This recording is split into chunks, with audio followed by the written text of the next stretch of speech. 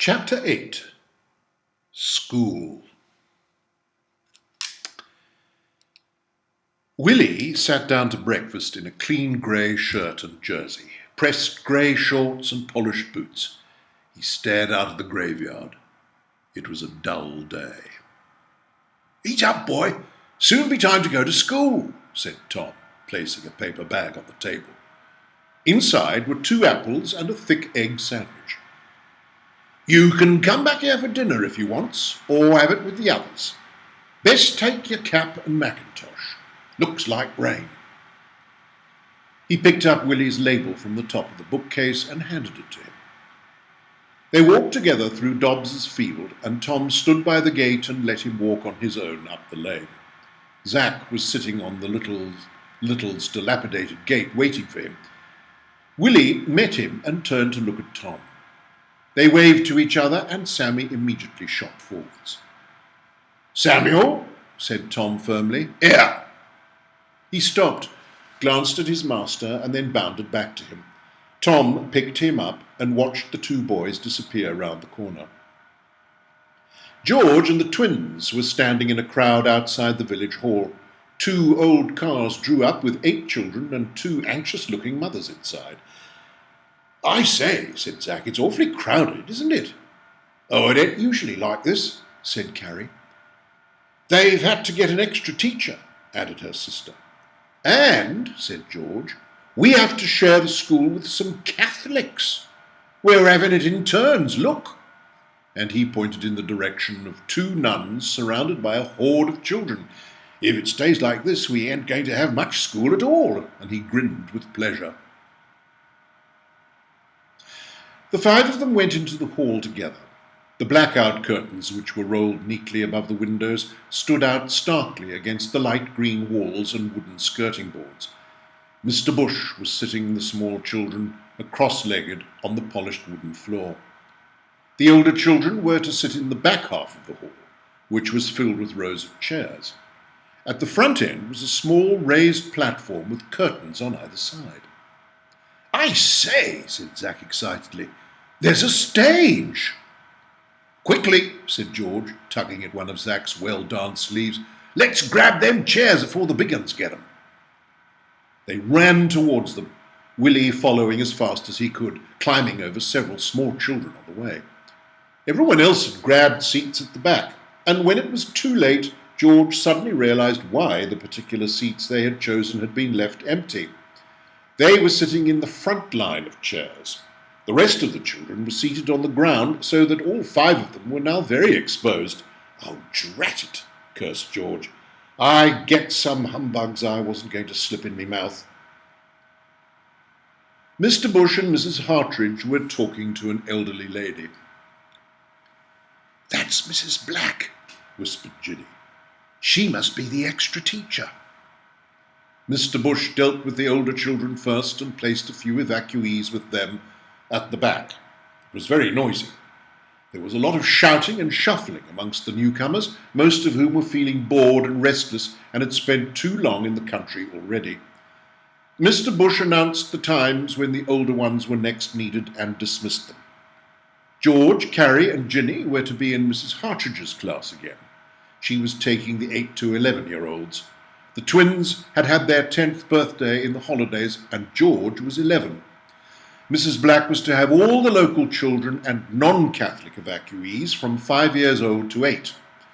Willie watched Mrs. Hartridge approach him and Zack. Zack told her his age, which was 9, and spelt out his name, apologizing for it at the same time. She smiled. Willie handed her his label and said nothing.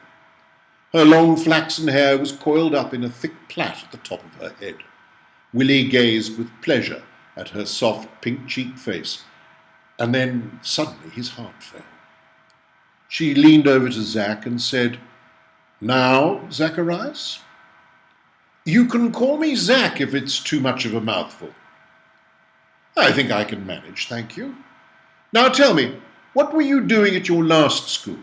You can read and write, can't you?" At this juncture, Willie's ears filled up. Zack's chattering was only a faint rumbling echo in the distance. He felt her hand on his shoulder. Now, William, she said, how about you? Can you read and write? He remained silent. He didn't dare look at the others. What would they think of him? What did you say, William? No, he answered, and he picked at one of the nails on his fingers and stared at the floorboards, wishing he could disappear into them. Oh, I'm sorry about that, William. I would have liked you in my class. You will have to go and sit with Mrs. Black's class. And she pointed to the little one seated on the floor. Willie looked up in anguish and quickly down again.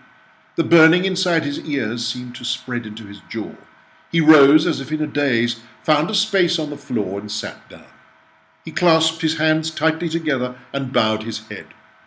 He felt utterly humiliated. Mrs. Hartridge's class was dismissed. They were to have school in the afternoons and wouldn't be starting until Friday. Willie was left with Mrs. Black, and she and the remaining children filed over to the school. There were 2 girls even older than him, who also couldn't read, but it didn't make him feel any better. One of them ignored everyone, including Mrs. Black, and just filed her nails and stared out of the window. Tom was weeding the graveyard when Willie returned. He watched his dejected figure walk past him into the cottage, and after allowing a few minutes to elapse, followed him in and discovered him sitting at the table in the living room, his bag of apples and sandwiches lying untouched. I could just do with a cuppa, he said brightly. You too, William? Willie gave a nod. He pushed a mug of tea towards him. Well, how was it then? Willie scraped the toes of his boots together. Bad, was it? Willie nodded. Best tell me, then. He raised his head. It was difficult to look at Tom without his lips trembling. I'm with the babies. Oh, and whose class is Zacharias in, then? Mrs. Hartridge's. Well, why aren't you? You're near enough the same age, ain't you? Yeah, but he can read. He paused. And write. And the ones that can't are with Mrs. Black, that it? Yeah. Ah, I see. Tom stood up and looked out at the freshly weeded graveyard. Mrs. Black'll teach you to read. Did you learn anything today? Gas drill, he mumbled. What's that? Gas drill, he repeated, only louder. We did gas mask drill. He blew the top of his tea and sipped it. There ain't even enough pencils. Tom had seen some of the roughnecks that gentle old Mrs. Black would have to deal with. Most of her time, he reckoned, would be taken up trying to keep discipline. We'll begin this evening, he said sharply. That do? What? Learning to read and write. I'll teach you to write your own name for a beginning. Willie's eyes stung as the ground moved a gentle haze beneath him. He beamed. Oh, Mister, was all he could manage to say. Tom was surprised to find a lump in his own throat. Go and have a run with Sammy, he growled huskily. I'll get supper. Sammy, who had sensed Willie's misery and had until now remained motionless, began to bark and run after his tail. Go on with you, boy, said Tom. Willie rose and clattered down the hallway. He ran through the gate, down the lane, and across the dirt track, faster and faster, leaping and jumping. He wanted to yell for joy, but when he tried, he couldn't get any sound out. He felt annoyed at first, but then he realized that he was running far better than he had been the previous day, and that he wasn't even trying. It takes time and practice, that's what Mr. Tom had said. After supper had been cleared, Tom put a piece of paper and a pencil in front of him. On the paper were several straight lines, and in between each pair was a series of dots. Now, William, said Tom, you just join up the dots from the top downwards, and then you done that, you'll written your name. Now, just you take your own time. Willie held the pencil nervously and then pressed it hard onto the paper. The lead snapped. Tom sharpened it again. Easy now, he said, handing him back the pencil. You got plenty of time. Willie stared frantically at the paper. I can't, he said. I can't. Tom looked sharply at him. Willie was frightened. His face had turned quite pale, and beads of perspiration had broken out across his forehead. I won't beat you, if that's what's bothering you. Come on, let's have a go, he added reassuringly. I'll sit beside you and tell you how you're doing. Willie placed the lead onto the paper and slowly followed the dots down and up, making the letter W. He sat back and looked at it. It's bad, ain't it? Ain't it, Mr. Tom? Tom peered at it. He was surprised. No, he said with honesty, no, it ain't. And Willie knew by the certainty in his voice that he was telling the truth. Ain't it? He queried. No, he repeated, it certainly ain't. You carry on, you's doing fine. Willie returned to the dots, and apart from the occasional wobble, he wrote William in a remarkably smooth hand. Well, that's good, said Tom. Is it? Do it again. Willie carried on following the dots between the lines and then stopped. Mr. Tom, he said, I can look at my name and draw it. Is writing like drawing? Oh, I don't think so. Show me what you mean. Willie found a clean, unlined space, looked at what he had done, drew 2 straight lines and wrote William in between them. Those lines are almost straight, gasped Tom. Where you learn to do that? Nowhere, said Willie. I just looked at them and done it. Tom was speechless for a moment. When he had recovered, he picked up a pencil and ruler, drew 2 straight lines, wrote beach in between them, and handed the pencil to Willie.